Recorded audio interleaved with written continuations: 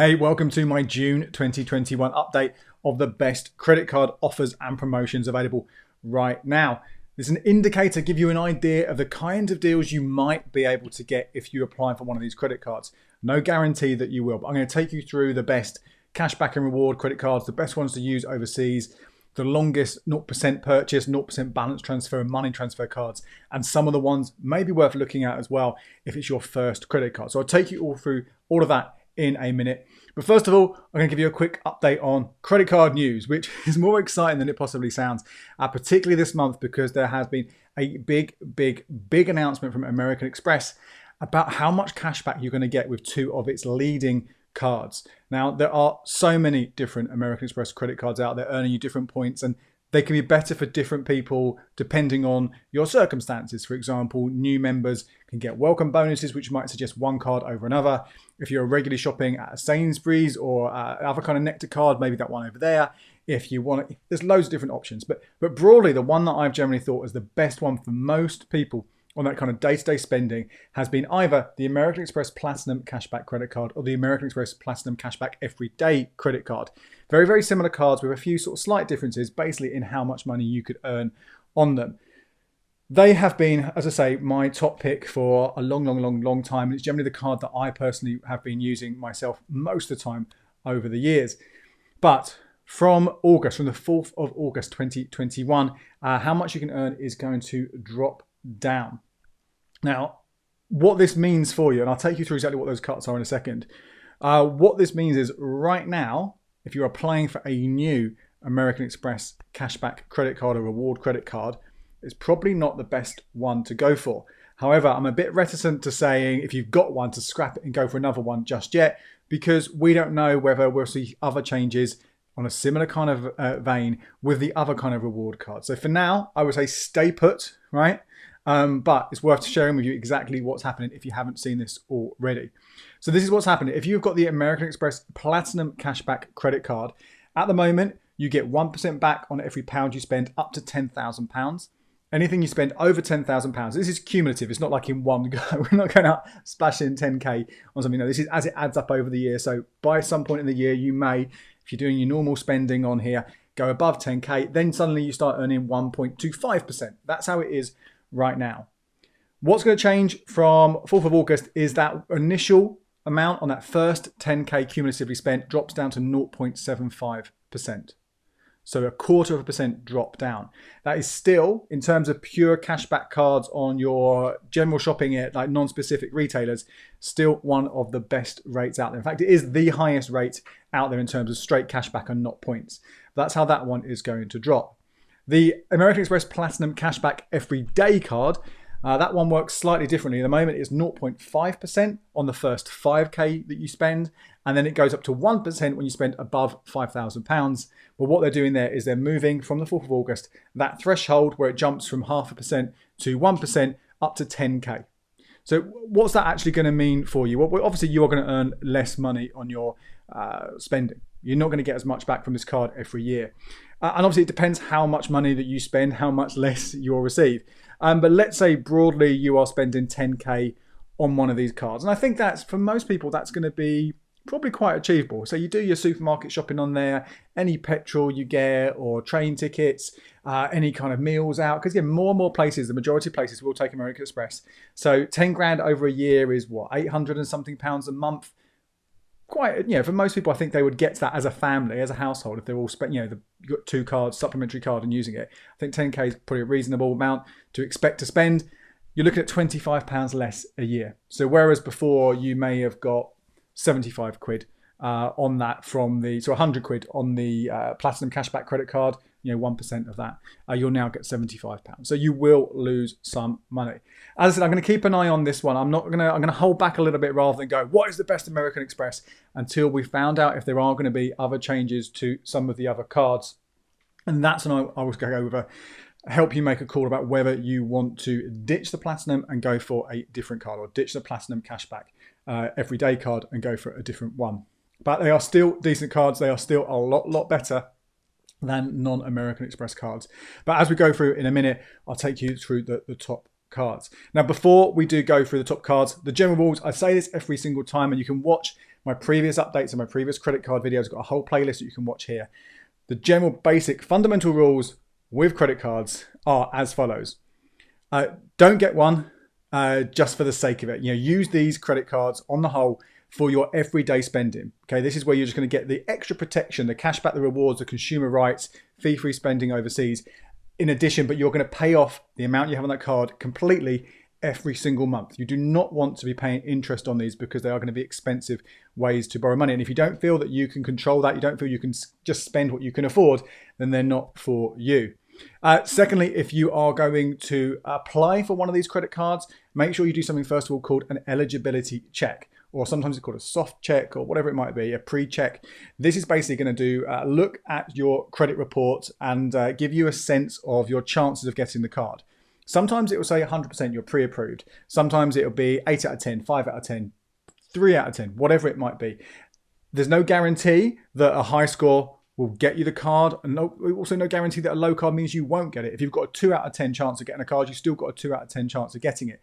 But the reason it's really important to do this eligibility check, first of all, not only to give you an idea of which card you're more likely to get if you've got a selection available to you, but also to prevent you getting rejected, which shows up as a sort of a mark on your credit report, which then impacts your chance of getting future credit. So really, really vital you do this as much as you can. There will be some credit cards out there that don't offer this service, and then you've got to make a call about whether your report is strong enough, indicated, although not proven, indicated by a high credit score. Your credit report is strong enough that you can make an application and you can afford to be rejected. But ideally, I think go for one which lets you do this. You can find these on the credit card's own websites. A lot of the time they'll say, check your eligibility, check your chance of getting this card. Or you can go via a comparison site. They all do this, but one that I quite like, and it's not whole of market, so it doesn't necessarily show you every single card that's available to you, but the one from Money Saving Expert, their Credit Club, is really good because it also sort of not forces you, but it kind of pushes you to also look at your credit report. I think that's a good thing to kind of compare those both at the same time. Now, if you want to make sure you do get any future updates on credit cards, but also bank accounts and savings accounts, don't forget to hit that subscribe button, that little notification bell as well. That means when I do release these every single month and all the videos I do in between, you'll get told about them straight away. Okay, that's the news for this month, pretty much just dominated by those changes to American Express. Let's run through the top cards then for June 2021. As I say, when I say these are the top cards, these are the leading offers, the one with the most money or the longest 0% periods, things like that. You might find that the best one for you offers you less money back or gives you a shorter period at 0%, things like that. You've got to put it all together based on your chance of getting accepted for the card and your current situation. Now let's start off with the reward and cashback cards in light of the changes to the platinum cards with Amex. And Amex still is the best one here. You're still going to get the most money with an American Express card. Now, which one? As I said before, lots of different circumstances, lots of reasons why one might be better for the other. But if we're assuming you don't have an American Express credit card right now and you've not had one of the reward or cashback credit cards in the last 24 months, then you really want to be going to the one that gives you the biggest welcome bonus. And a lot of them do them. A lot of them are kind of quite really good, worth 100 quid, 125 quid. But the best one is the American Express Preferred Rewards Gold credit card. Now, to get this welcome bonus, as long as you're accepted for the card, you have to spend £3,000 in the first 3 months. Spend a penny less, a pound less, £10 less, whatever, anything under that up to £3,000, you will not get the bonus. So you have to be sure that you can achieve that 3K in 3 months. If you're confident that you can do that, you will be rewarded with not just 1 point for every pound that you spend, which is the equivalent of 0.5% back. So again, less than that platinum we said about before.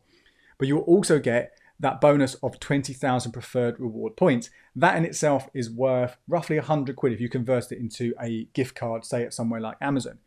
But if you convert it from Amex points into Avios points and then convert them again into Nectar points, you multiply how much they're worth. So rather than being worth half a penny, they're worth 0.8 of a penny. And that means you'll get cumulatively 20,000 points plus the points you would have earned for that £3,000 spending, 184 quid as a welcome bonus that first 3 months, which is fantastic. It beats the others hands down. Now, the downside is they are in Nectar points. So you're going to have to do your shopping at Sainsbury's, or you can use them in Argos and eBay and places like that.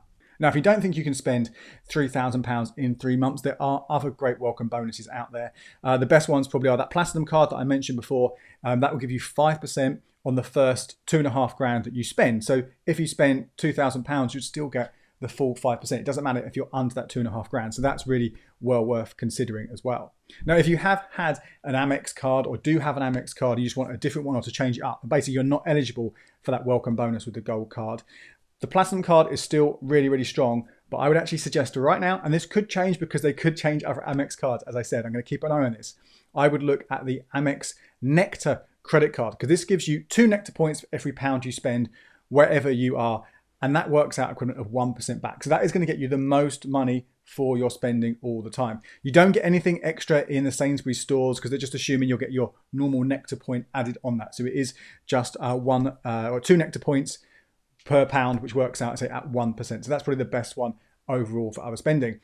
And while we're talking about American Express, a quick shout out to check out my video about American Express's Shop Small promotion, which is coming back in June. Whole video taking you through exactly how that works, why it's different to the normal Shop Small. That starts on June the 5th and it's going to run for 3 weeks. You can get money back every time you shop in a supporting small business that's participating in the promotion. Really worth checking out, so do watch that video.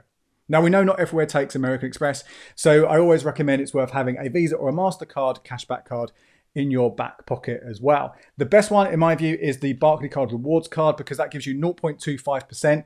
You're not going to beat that on your general spending outside of Amex. 0.25% back anywhere at home and abroad. I know we're probably not going to be going overseas, or most of us won't be going overseas right now. But if you do go away, you'll earn cash back and won't get charged for any of your purchases abroad. So it's a really good all-rounder there. I've had a few people ask me about the NatWest Reward credit card. Now this one, if you have a NatWest Reward current account, in fact it's the same with RBS, they've got their own version, just basically change the name from NatWest to RBS. If you've got a reward account, you don't pay the annual fee for this card. And this one also gives you 0.25% on all your spending, but it also gives you 1% back at supermarkets. So again, that could be worth getting it if you've already got a NatWest Reward account or RBS Reward account. That's a nice one to add in, maybe instead of the Barclaycard Reward, although you don't get that fee-free spending overseas. The only ones to beat this, and I won't go into a huge amount of detail here, again, all the stuff I'm talking about, they are listed over on the blog in more detail. But you could look at store-specific cards. So the John Lewis and Partners credit card, that would give you 1.25% at Waitrose and John Lewis stores. So if Waitrose is your supermarket, that's obviously better than the NatWest Reward one. Likewise, Amazon do a Platinum card. If you're an Amazon Prime customer, you're signed up to that, you can get 1.5% back at Amazon. Again, both those cards is 0.25% everywhere else. So really it's about, do you want a broad one that all the supermarkets have a NatWest, or a specific one to a particular retailer, or one that you can use overseas? They're all pretty decent cards. That's your cashback and reward roundup. Let's move on to the best ones for 0% purchase. Now this is, I said at the top, right, the rules for credit cards, really you're using it for your everyday spending to get extra bonuses from money and stuff, or consumer rights, or whatever it might be. But they can also be useful to help you spread out the cost of something that's really expensive. And this is where a 0% purchase credit card comes into play.